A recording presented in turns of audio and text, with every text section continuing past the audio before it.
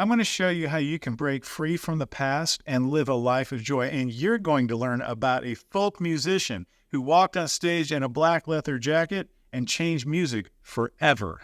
Welcome to No Bow Tie, where we conquer emptiness and frustration, discover our uniqueness, and live with unrelenting joy. I'm John No Bow Tie Swoboda, musician and author.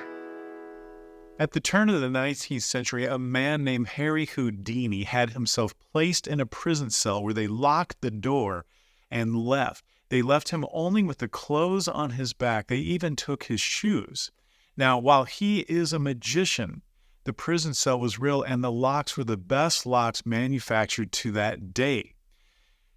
Little did they know that Harry Houdini had put a piece of wire down the side of his pant leg, but it did not work. He struggled. He tried to pick that locks in secret to get out, and all he wanted, his task, was to be set free from being trapped in that prison cell.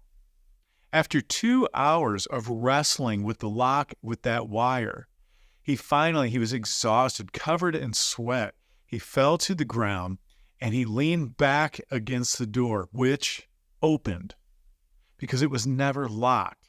When the prison guards left, they checked everything except locking the door. All of the while that he was in there, he was already free.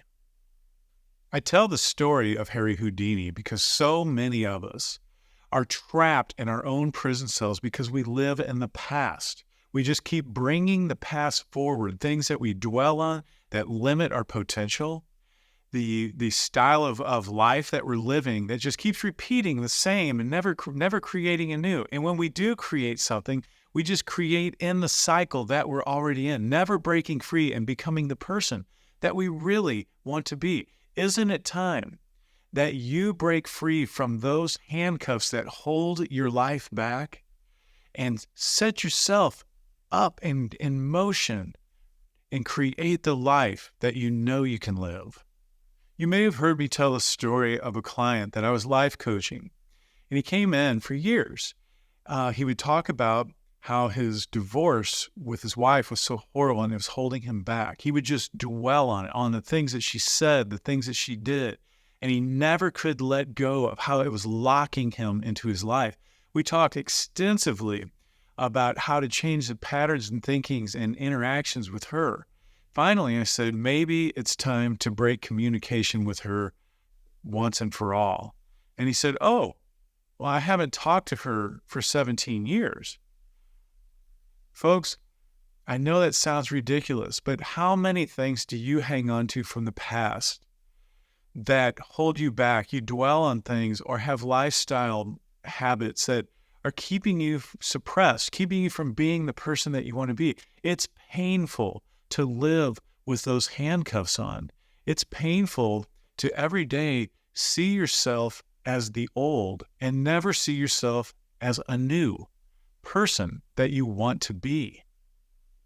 Being trapped causes pain. There's an anguish in you that every day you have to suppress it while you go through the motions of your life. And you may think that you have no control over it, but you do. You have control over it because being set free is a joy. And you remember that. You had periods in your life where you were able to create what you are now. But it's time to get out of the trap of always cycling through the same life, the same lifestyle, the same people, the same ideas, the same everything. It's time to break free. Wouldn't it be great if you could wake up tomorrow morning and have the habits that you wished you had? Wouldn't it be great if you had the lifestyle that you know you could live? And I'm not talking about waking up and your bank account has more money in it than it did yesterday. I'm talking about that you wake up and you engage in life in the assertive way that you know you can. The potential comes forward. It starts to feed your future a little bit at a time. It starts to build the life that you want to live until it's a colorful spectrum of a welcoming life that invites you into it. The magnetic pull pulls you forward instead of always pulling you down. The story of the divorce made me aware that sometimes I enjoy the ruminating in the past and the problems. There's an energy about it that makes us feel like we can do something. And as long as we have somebody to talk to about it, we'll keep repeating our same complaints. There's a certain amount of enjoyment in that. And what I did as a musician, I had played classical guitar every night, working on it continuously. I loved it. But I noticed one time that I was just going in circles. I was never really reaching out to a new color of a sound, a new style within myself. It was never developing into my own personality. I was playing the repertoire of the compositions of centuries past and learning to refine that, but I wasn't inventing myself with it. I was enjoying myself with it, but I wasn't moving myself forward. And that is when I conceived the idea of what is now the No Bow Tie musical theme, and that is taking all of that classical repertoire and moving it forward with different genres. In a 2-hour show, you'll see 22 different genres of music, all based on the classical repertoire. It set me free.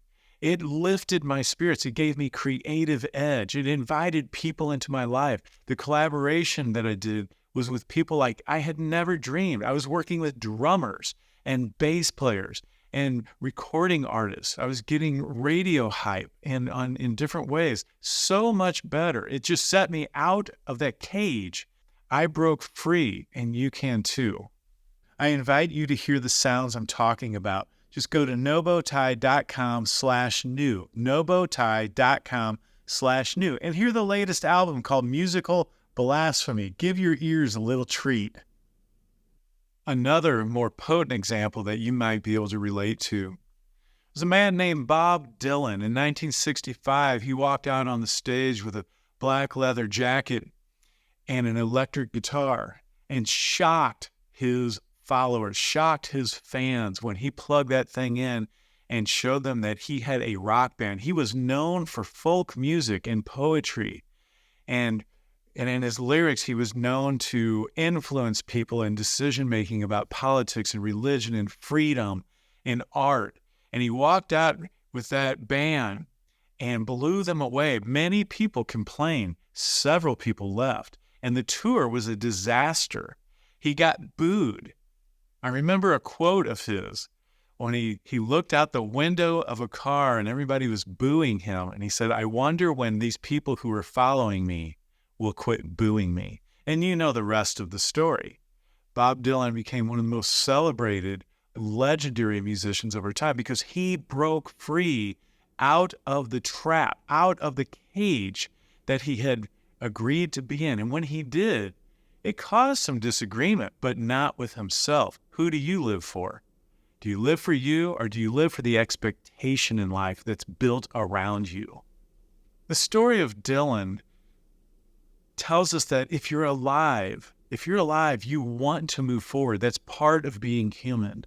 And if you respect yourself enough, which deep down, no matter where you're at in life, you do have the self-respect that you can propel your desires forward. And it is a great feeling. It is a great accomplishment to move yourself and create yourself anew in the image that you most desire.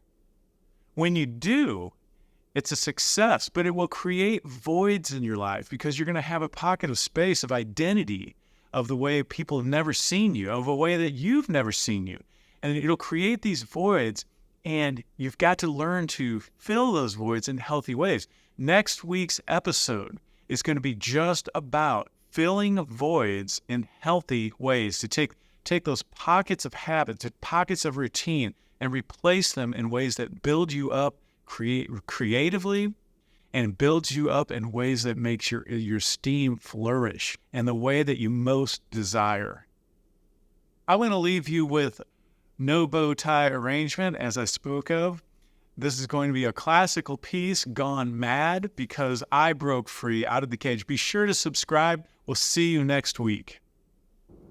This is from one of the first operas ever written. The lyrics, not the music.